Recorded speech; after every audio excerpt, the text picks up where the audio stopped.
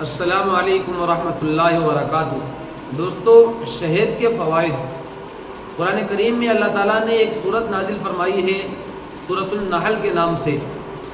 اس میں اللہ تعالیٰ نے شہد کا اور بہت سارے احکامات کا اللہ نے ذکر کیا ہے، اور ان احکامات میں سے بہت ساری چیزوں میں سے ایک شہد کے بارے میں اللہ تعالیٰ نے بیان کیا ہے، یخرج من بطونها شراب مختلف الوانہ فیہ شفاء للناس، کہ ان مکھیوں کے پیٹ سے شہد نکلتا ہے، پینے کی چیز نکلتی ہے جو مختلف رنگ والی ہوتی ہے، فیہ شفاء للناس، اس میں لوگوں کے لیے شفا ہے۔ تو دوستو، شہد ایک قدرتی نعمت ہے اور اللہ تعالیٰ نے اس کے اندر بے شمار فوائد رکھے ہیں۔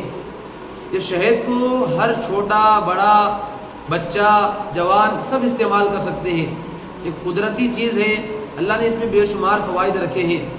خصوصاً بڑے فرماتے ہیں کہ نہار پیٹ اس کا استعمال کرنا بہت زیادہ فائدہ دیتا ہے۔